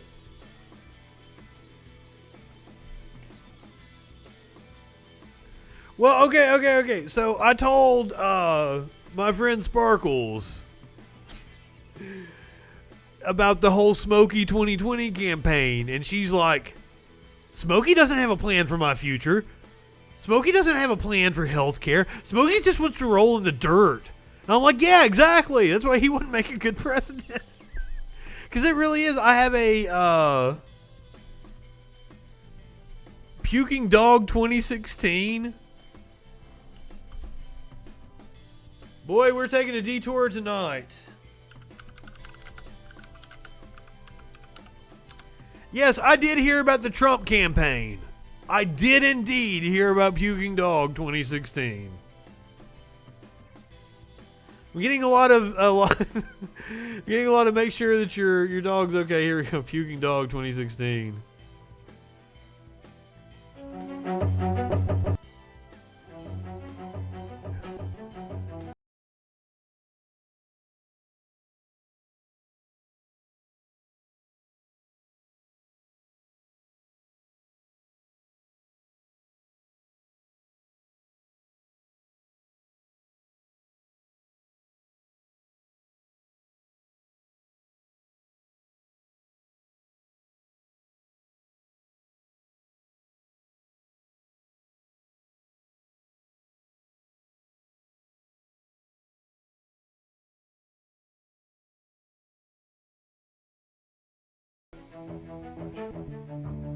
God, he drooled all over me. Fucking cat.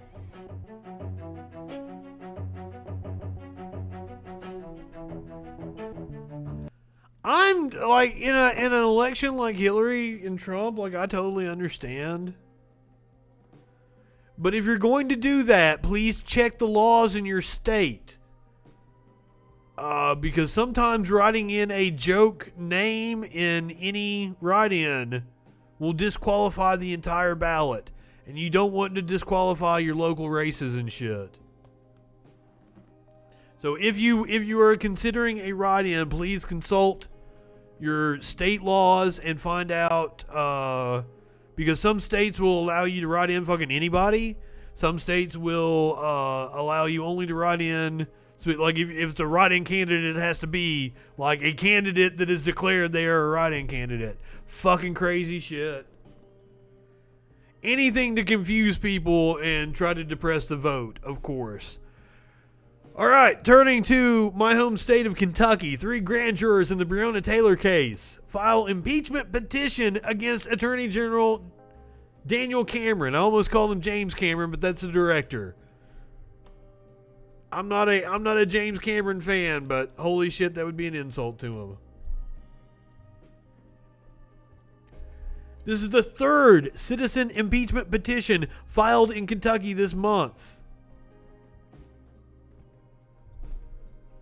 We're impeaching people all over the place. The petition alleges Cameron misled the public, which we know that it's, once again, that goes back to that whole alleges thing. We know it's not alleged. He fucking did mislead the public. And that he misrepresented the grand jury's actions, which he certainly did. That's why 3 grand jurors are saying he needs to be impeached over it. And that additional charges need to be filed against the cops. Hopefully, since we did see 2 more firings, the Louisville Metro Police Department, hopefully there is pressure on them and they are cleaning up their act. The petition's allegations against Republican Attorney General Daniel Cameron, married to Mitch McConnell's daughter, I believe, include breach of public trust and failure to comply with his duties as the state's chief law enforcement official. They do not accuse him of any crimes, but impeachment is not considered a criminal proceeding. All right. So now we're going to have to get to this one, which is I want to laugh, but this is an incredibly sad story. I hate that this is playing. I hate this is going to scar a fucking teenage girl for life. Okay, she's not married. He's not married to a relative. Okay. He did, he was a clerk for McConnell. I'm pretty sure I'm right about that one. That's another one of those things, you see it on Twitter. I should have put that, like, I think that might be true. Did I put a caveat with that? No, please be that guy. No, always be that guy. Call me the fuck out. I always keep me honest. And I make a pledge. I will never fucking Jimmy Dore this shit. I will never sell the fuck out. I will never let the YouTube analytics dictate my opinions on any fucking thing. And I have pissed off enough of my friends throughout the years. I have a track record to prove that that is true.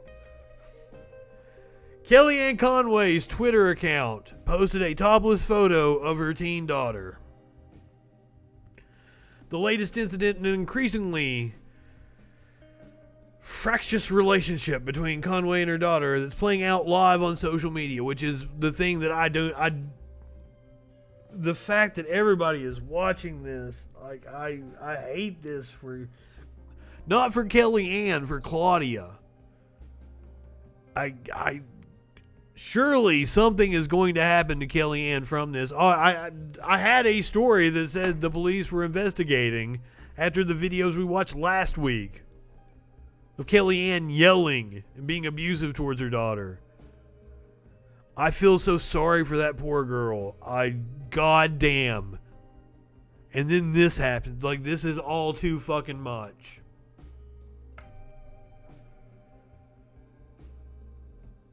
Screenshots that captured the photo before it was deleted appear to show Kellyanne Conway's account posting the photo of Claudia Conway late Monday evening using Twitter's ephemeral messaging feature, Fleets. I have no clue what that is. I've never heard of this Fleets feature. The company's version of Instagram stories. Oh, by the way, Twitter banned me years ago. Maybe not years ago, maybe last year or some shit. Censored versions of the image, which shows a picture of a phone displaying the image of a 16-year-old in what appears to be a bathroom, are being shared on social media. The picture on the phone that was photographed appears to be dated January 4th. Claudia Conway initially responded to the incident in a now deleted TikTok video posted in the early hours of Tuesday morning. She said she was at a loss for words, but offered an explanation for what may have happened. All right, let's... Apparently, that's real, and so here's what I guess happened. The pictures were months ago, and I'm assuming that when my mom took my phone, anytime she's taken it, because she takes it all the time, she took a picture of that, so that was on her phone. And I guess she accidentally posted it, or somebody hacked her, but nobody would ever have any photo like that, ever.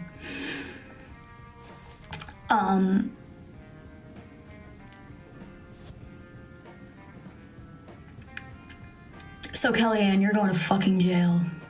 Apparently, that's real, and so here's what I...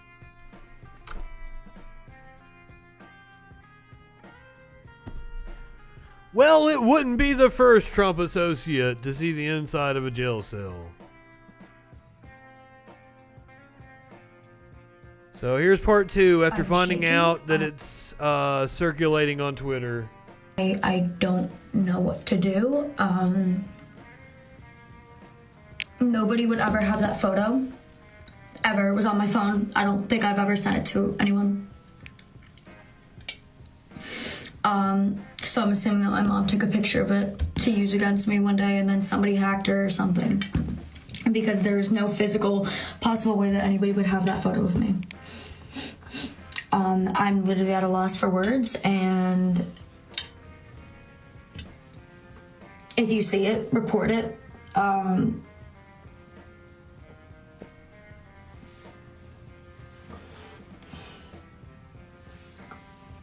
My mom deserves to go to jail. That's unreal.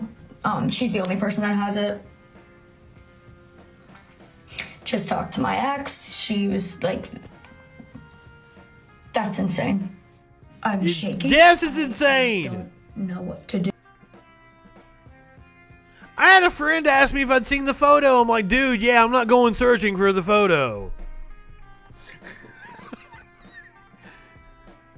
I mean, I understand why you might ask that.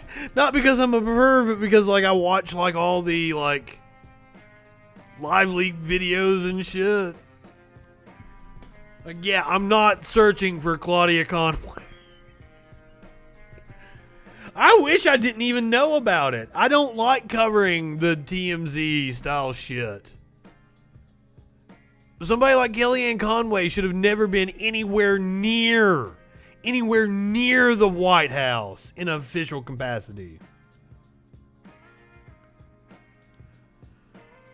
Now, more shocking video from over the weekend. As if this episode hasn't been shocking enough. 2 injured after police car drives through crowd at a race. This is another one of those stories that I did not get the... It worried about fake pedos. That's what, man, when I posted about this story earlier in the day, hashtag save our children.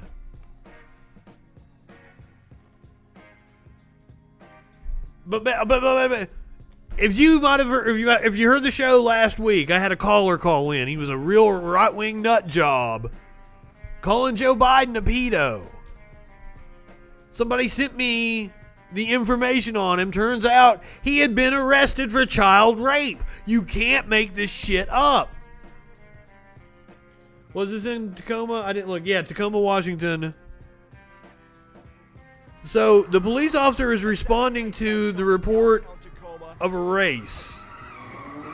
Drivers taking turns spinning donuts, the smoke filling that intersection. I hope they're wearing their masks. That crowd moving in and the cop backing up. Now, content warning, this is fucking insane. I hope everybody, like, I need to just have a pop-up thing that says content warning every few minutes. This is a wild show here. We watch some crazy shit. Start like going to the cop cars, they're like yelling at him. Then flooring the SUV, slamming into that group, one man getting run over. It was literally so crazy. Like, he had tire marks all over his body, belly out. His shoes were off. It was like something out of a movie. Motherfucker probably hasn't been fired yet. All of this happened. It looked like something. Probably hasn't been charged. Honestly, like, if you see a zombie movie and you imagine you're trying to get away from a bunch of zombies, you run them over. From a nearby parking garage, those tire marks in the street. A massive police response soon followed. Of course he's on leave. That's what I'm saying.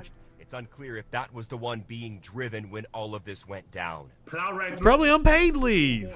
Junior Ruiz was heading back home when he stumbled Paid upon leave, pending investigation. He had like a... Whereas if any of us did anything on our jobs, we'd be fired immediately. Say that officer was fearing for his safety, and while trying to extricate himself from an unsafe position, he drove forward and then called for medical aid. The interim chief saying, quote, "I am deeply concerned that our department is another use of deadly force. I send my thoughts to anyone injured."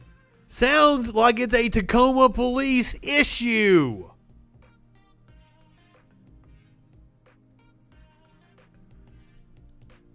I skipped over it, but I did want to note that Biden is doing the right thing on private prisons and is ending federal contracts with private prisons.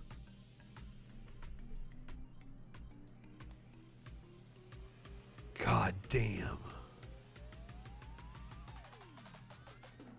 That's, I mean, I sit here and I watch police videos every night on this stream. We at least watch a couple, unless there's a lot of politics going on today. And I'm never amazed by what they got some balls, I'll say that. In Baltimore, one of them used a riot as cover to rob a pharmacy, so he could sell the pills back on the street. Fucking cops. All right, in Tuscaloosa, home of the national champion Alabama Crimson Tide, racist, homophobic, and anti-Semitic letters were left at churches and businesses, apparently by this guy. What a wild look he's got. I've known people that look like this before. That's one of the reasons why I wanted to do this story.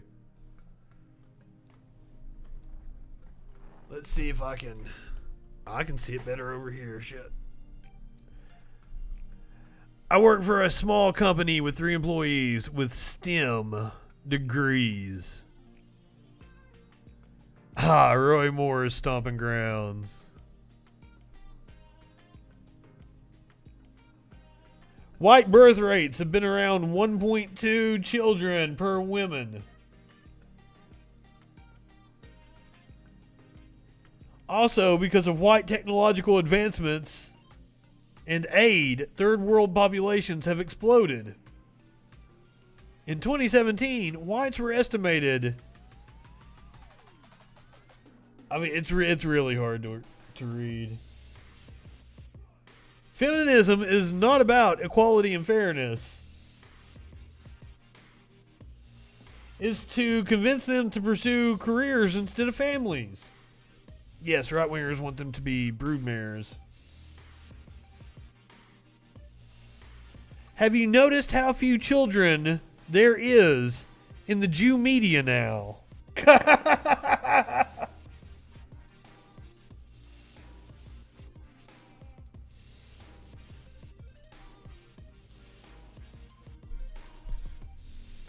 Yeah, this is just all this is conspiracy bingo right here. If you've got your bingo card from over at Echoplex, he's hit all of them. It always was, and yes, I know about confirmation bias. That's great. Oh, God. I know who this is. Holy shit. Hold on. We're going to have to watch this now.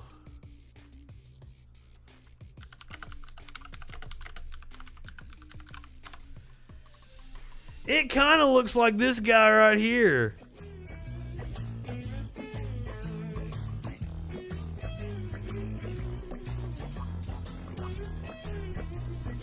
Certainly shares a lot of the same beliefs. I tried to have a conversation with a man about radiation, the hazardous biological effects. Very harmful. Yes, Dave is where I discovered this guy. Through the roof, the most deluded man I'd ever met. Totally programmed. I showed him how the frequencies disorient and kill the bees. I showed him how the I still have not figured out whether this is satire dying as they lose or whether he's antenna right nearby. I want to say that this is satire and it's fucking brilliant, but I don't think it is. But you'd like to think that somebody that is this fucking witty and this musically inclined wouldn't be stupid enough to believe in the conspiracy theories. That's kind of who this guy's reminding me of. He dyed his hair white. Maybe it's conspiracy music guru's dad. Holy shit! It was a long letter too. I'm surprised they published the whole thing, to be honest with you. Alright, final story for the night. It's hunting season, guys. Are you ready? A lawmaker has filed an unusual bill for Bigfoot hunting season in Oklahoma. What could possibly go wrong? State Rep Justin Humphrey admits his legislation to establish a Bigfoot hunting season is primarily intended to draw tourists to southeast Oklahoma and not to bag the fabled creature. You know, I didn't even think about that. That's actually a pretty good idea. Humphrey, a Republican, told the Oklahoman on Thursday that he is not a Bigfoot believer, but keeps an open mind. I've been in the woods all my life, and I've not ever seen any sign of Bigfoot, Humphrey said. I've never heard Bigfoot, but I have some people that I know that are good, solid people who I will guarantee you 100% have said they have had an experience with Bigfoot. So I know there are people out there that you will not convince that Bigfoot doesn't exist. That was a lot of negatives.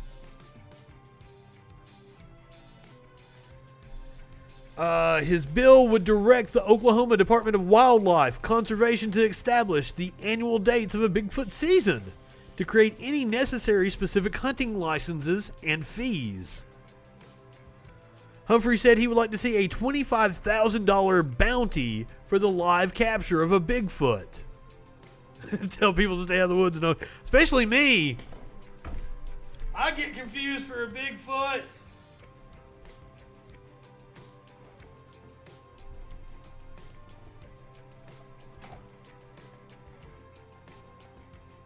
I don't believe in evolution anymore, and the reason why is because I'm growing hair in places that I've never had it before.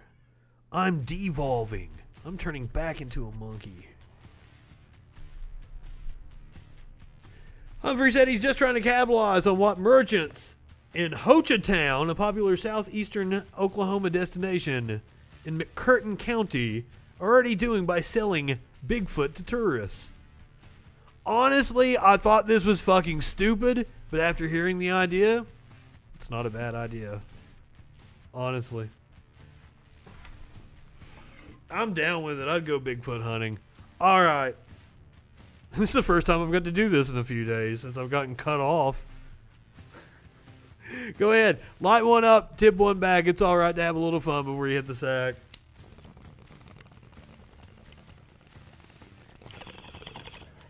I'm Justin Freakin. We'll see you tomorrow night on the Troll Patrol. Live.